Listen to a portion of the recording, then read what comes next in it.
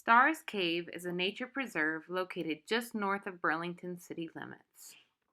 They have a nature center where they provide educational programming, and there's a great trail that follows Flint Creek and the bluffs.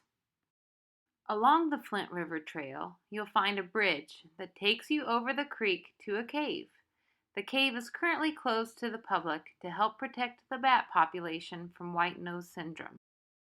But there are plenty of other fun things to explore and learn about when hiking around Starr's Cave Park and Preserve. To learn a little more about wildlife, land, and soil management at Starr's Cave, we chatted with Kelly Rundell, Environmental Education Coordinator, and Chris Lee, Executive Director at Des Moines County Conservation. Here at Starr's Cave, we see, your typical, we get a lot of deer, small game, so squirrels, probably not so much a lot of rabbits, a lot of birds. This is a really great birding area. Some very unique habitats in here with the bluffs, and some different ecotypes kind of up in the forests. I think deer probably stand out in a lot of people's mind because they're used to people, because we get a lot of traffic through here, and so deer just kind of stand on the side of the trail and just let you go by them. So a lot of folks really like seeing that. We do get, like within the creek corridor, we'll get some waterfowl species, so we get wood ducks. Got a lot of snakes right in here. A lot of black rat snakes in this area, and others. But if you see a snake, that's generally what it is. We have seen an uptick in rabbits this year. I've seen more rabbits this year than I've seen in years past. Yeah, rabbit numbers seem to be doing well this year. Yeah, we have a good population of owls in the park. And we've got some bald eagles that are hanging around too. We do have pollinator gardens planted, actually right out front of the nature center, so we get a lot of great pollinators there, whether it's bees or our monarch butterflies that are coming through now. And bats. Obviously, this is a big bat area with the caves. Within the Flint Creek corridor, so Flint Creek actually connects this park to several of our others, so Hickory Bend, Conservation Area, and then all the way up to Big Hollow Recreation Area. Okay. So within the Flint Creek corridor, we have identified every species of bat known to Iowa, or known to this part of Iowa, including Indiana bat, the Indiana bat, and the recently listed northern pollinator. Okay. Both of those we have identified in this park as well. As far as the others, more common ones, I don't know how many of those we've identified within the park, but we do have a very robust bat population. We do the bat boxes. We have a very robust wood duck box program. So throughout the county and several sites within here, we have about 100 wood duck boxes that we maintain. We check those every year, replace the bedding and everything. As far as land management, being that this is a preserve, we don't do a whole lot. Okay.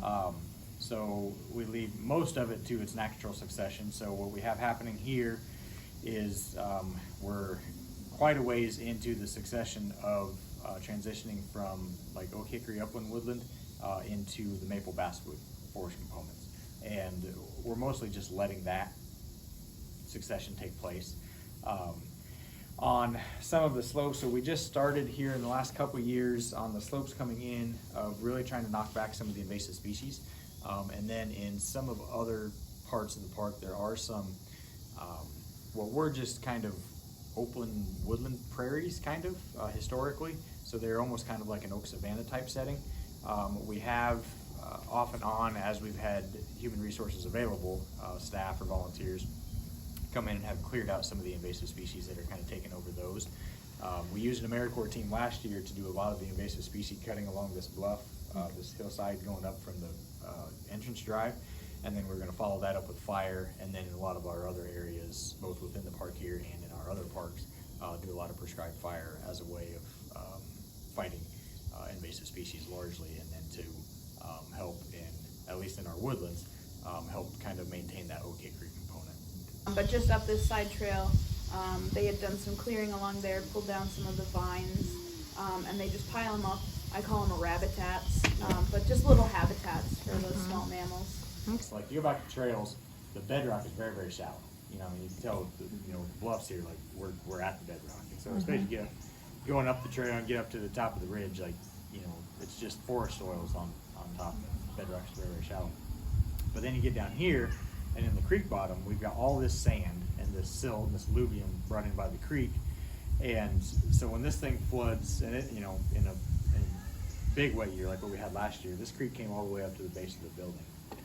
And it just leaves massive deposits of silt and sand. And Flint Creek drains almost a large portion of Des Moines County.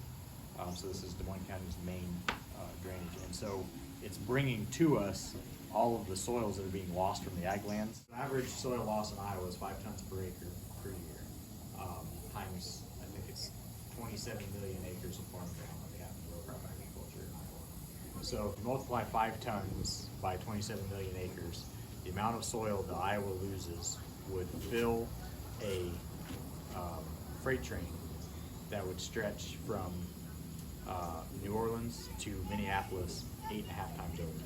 Every year, that's how much soil Iowa alone loses from its farm field. At the turn of the century, Starr's Cave was actually a farm owned by the Starr family.